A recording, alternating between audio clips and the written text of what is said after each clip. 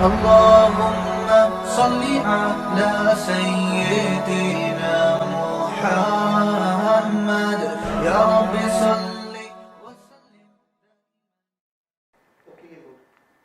بسم اللہ الرحمن الرحیم. آج انشاءاللہ ہم سورہ فاتحہ شروع کریں گے.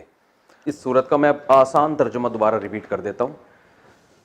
الحمد للہ رب العالمین، تمام تعریفیں اللہ کے لیے ہیں جو تمام جہانوں کا پالنے والا ہے. الرحمن، بڑا مہربان. الرحیم، نہایت رحم کرنے والا. مالکی یوم الدین، روز جزا کا مالک ہے. ایاک نعبد، ہم تیری ہی عبادت کرتے ہیں. و ایاک نستعین، اور تجھ ہی سے مدد طلب کرتے ہیں. اہدنا الصراط المستقیم، ہمیں سیدھے راستے پر چلا. صراط الذین انعمت علیہم، ان لوگوں کے راستے پر جن پر تو نے انعام کیا. غیر المغضوب علیہم، نہ کہ ان لوگوں کے راستے پر جن پر تیرا غضب نازل ہوا.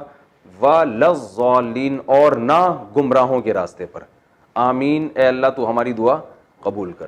یہ اس کا لفظی ترجمہ ہے. سورہ فاتحہ کی تفسیر آپ کے سامنے پیش کروں گا. گرامر اور ترجمے کے لحاظ سے تو ہم نے اس کو بیان کر دیا ہے. سورہ فاتحہ کے پہلے کچھ فضائل میں بیان کروں گا جو صحیح احادیث میں وارد ہوئے ہیں. صحیح بخاری میں ہیں. رسول اللہ صلی اللہ علیہ وسلم کا قول ہے کہ آپ صلی اللہ علیہ وسلم نے فرمایا لَأُعَلِّمَنَّكَ سُورَةً هِيَ أَعْظَمُ السُّوَرِ فِي الْقُرْآنِ قَبْلَ أَن تَخْرُجَ مِنَ الْمَسْجِدِ. صحابی کہتے ہیں ثُمَّ أَخَذَ بِيَدِي فَلَمَّا أَرَادَ أَن يَخْرُجَ قُلْتُ لَهُ أَلَمْ تَقُلْ لَأُعَلِّمَنَّكَ سُورَةً هِيَ أَعْظَمُ سُورَةٍ فِي الْقُرْآنِ. صحابی رسول کہتے ہیں نبی صلی اللہ علیہ وسلم نے فرمایا کہ مسجد میں نکلنے سے پہلے میں تمہیں ایک ایسی صورت بتاؤں گا جو قرآن مجید میں سب سے افضل صورت ہے، سب سے عظیم صورت ہے. جب نکلنے لگے تو صحابی فرماتے ہیں میں نے یاد دلایا تو آپ صلی اللہ علیہ وسلم نے فرمایا سب سے عظیم صورت ہے الحمد للہ رب العالمین، اور آگے پوری سورہ فاتحہ. تو یہ بڑی فضیلت ہے. قرآن مجید میں بھی اللہ نے اس کی فضیلت کو بیان کیا. فرمایا وَلَقَدْ آتَيْنَاكَ سَبْعًا مِّنَ الْمَثَانِي وَالْقُرْآنِ الْعَظِيمِ. اے نبی ہم نے آپ کو 7 وہ صورتیں دی ہیں جو بار بار دہرائی جاتی ہیں اور باقی قرآن. تو یعنی اس صورت کو الگ سے اللہ نے بیان کیا کہ باقی قرآن بھی دیا اور یہ 7 صورتیں بھی دیں. تو یہ اس کی علامت ہے کہ اس صورت کی اللہ کی نظر میں بہت اہمیت ہے. اور اللہ نے اس کی صفت یہ بیان کی بار بار دہرائی جانے والی بار بار دہرائی جانے والی صورت. تو یہ بھی اس کی ایک فضیلت ہے کہ بار بار نمازوں میں دہرائی جاتی ہے. نماز میں قرآن کا کوئی بھی حصہ اتنا زیادہ نہیں پڑھا جاتا جتنی سورہ فاتحہ کو پڑھا جاتا ہے. تو بہت بڑی فضیلت ہے.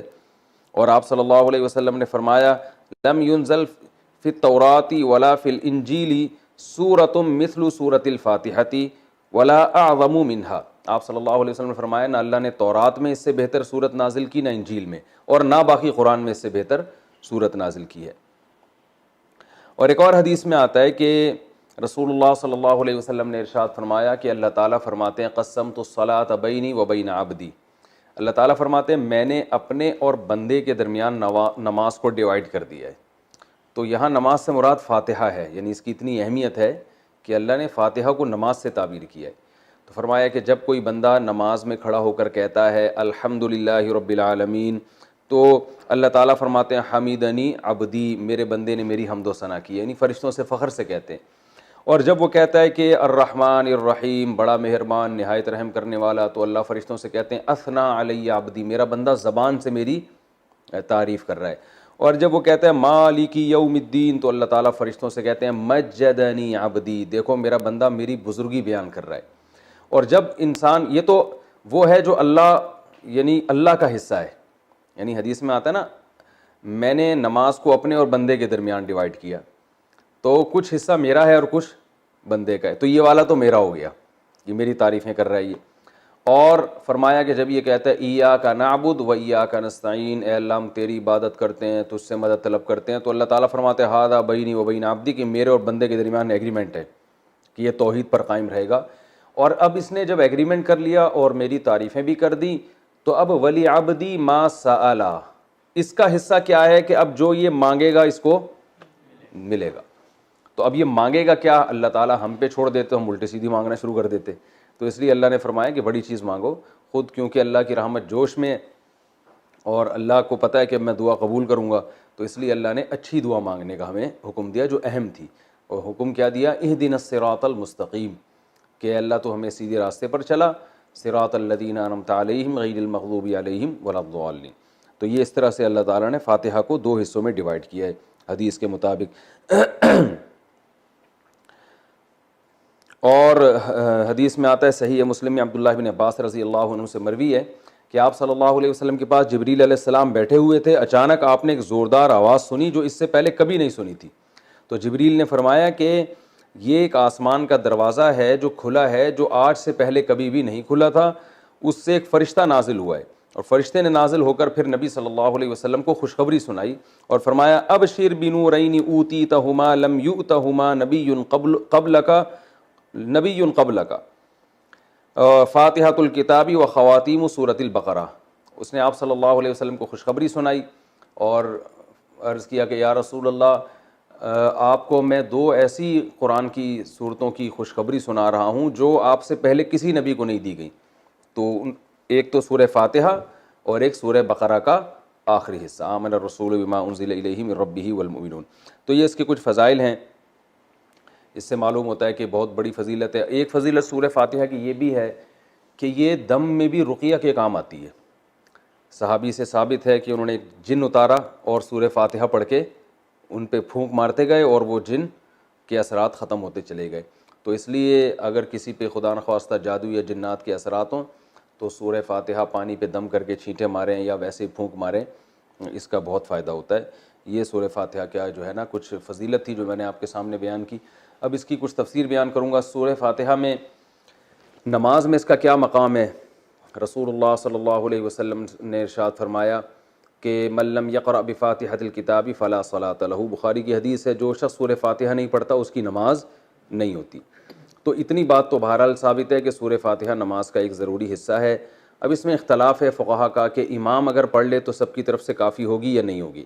تو اس میں امام ابو حنیفہ رحمہ اللہ تعالیٰ کا جو قول ہے وہ یہ ہے کہ امام اگر پڑھ لے گا تو مقتدیوں پہ پڑھنا لازم نہیں ہے، بلکہ جائز ہی نہیں ہے، کیونکہ امام کی قرات مقتدیوں کے لیے کافی ہے.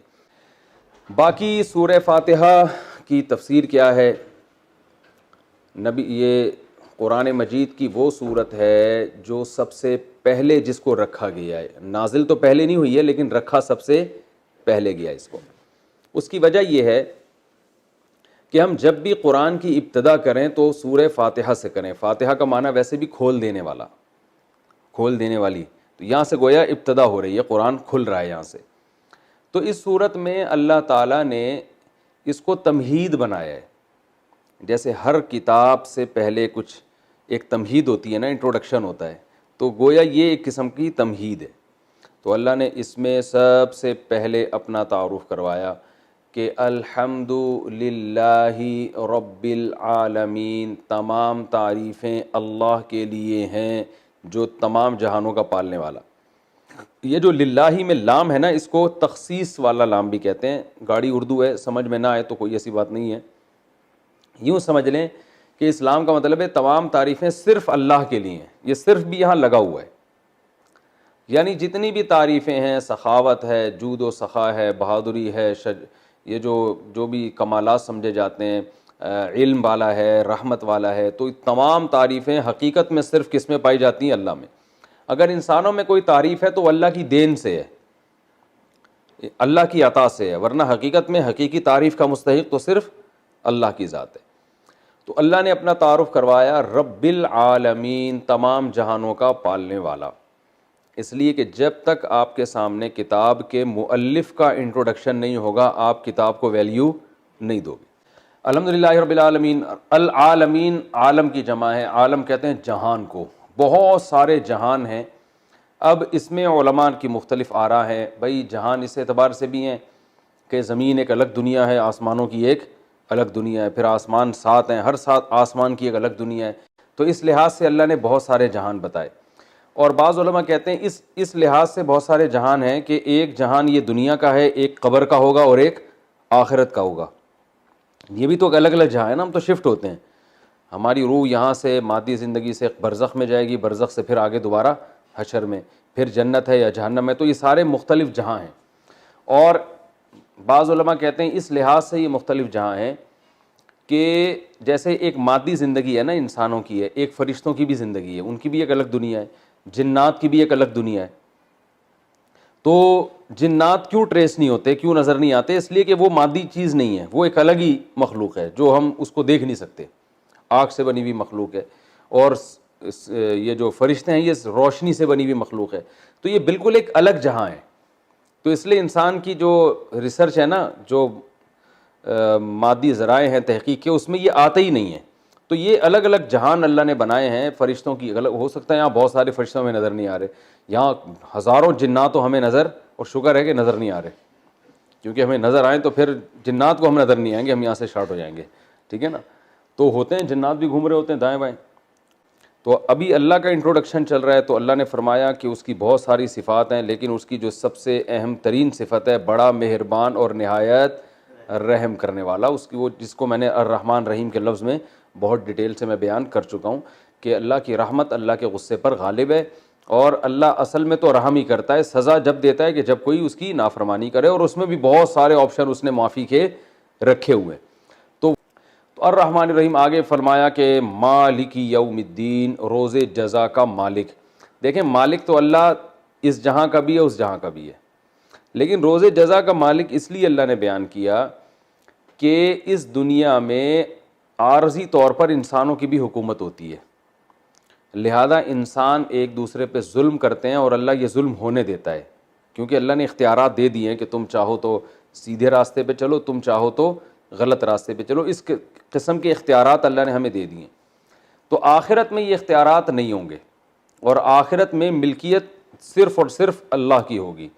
تو لہذا جو عقلمند لوگ ہیں وہ آخرت کو سامنے رکھ کر زندگی گزارتے ہیں. وہ کہتے ہیں اگر آج ہم نے اپنے اختیارات کا غلط اور ناجائز فائدہ اٹھایا تو کل ہمیں یہ بھگتنا پڑے گا، کیونکہ یہ اختیار ہم سے سلب ہو جائے گا، ہم سے چھین لیا جائے گا.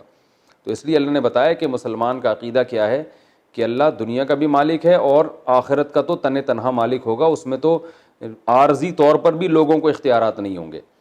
تو یہ آخرت کا عقیدہ بہت ضروری ہے. اس کے بغیر اسلام پہ نہ کوئی چل سکتا ہے، نہ وہ مسلمان کہلا سکتا ہے.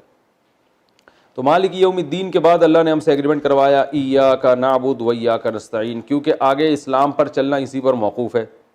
جب تک آپ ایک اللہ کی عبادت کے قائل نہیں ہیں، اسلام کہتا ہے آپ کی کوئی نیکی قبول ہے ہی نہیں. تو ہم سے یہ ایگریمنٹ کروایا گیا ایاک نعبد، اے اللہ ہم تیری ہی عبادت کرتے ہیں، و ایاک نستعین، اور صرف تجھی سے مدد طلب کرتے ہیں. تو قرآن میں اللہ نے فرمایا کہ میں نے انسان اور جنات کو پیدا کیے میری عبادت کریں. کیا مطلب؟ میری فرما برداری کریں. تو اس میں نماز بھی آتی ہے، ماں باپ کا کہنا ماننا بھی آتا ہے، اور جناب اس میں شادی بیاہ بھی آتا ہے. ٹھیک ہے نا. اس میں ولیمے کا کھانا بھی آ رہا ہے، اور اس میں اپنی صحت بنانا بھی آتا ہے. یہ بھی عبادت ہے بھائی، اللہ نے حکم دیا صحت بناؤ، تو اس میں حلال چیزیں کھانا بھی آتا ہے. اللہ نے کہا کہ حلال چیزیں کھاؤ. تو یہ سب چیزیں عبادت کے مفہوم میں داخل ہیں. وہ عبادت جس کو لغت میں عبادت کہتے ہیں، لیکن ٹرم جو عبادت کی ہے وہ صرف نماز، وہ کھانا کھانے کو عبادت نہیں کہیں گے آپ، بلکہ والدین کی خدمت کرنے کو بھی آپ عبادت نہیں کہہ سکتے، کیونکہ وہ ایک ٹرم ہے نا، ٹرم کہ کسی کی تعظیم، وہ تو صرف اللہ کی تعظیم ہوگی نا اس جذبے کے ساتھ.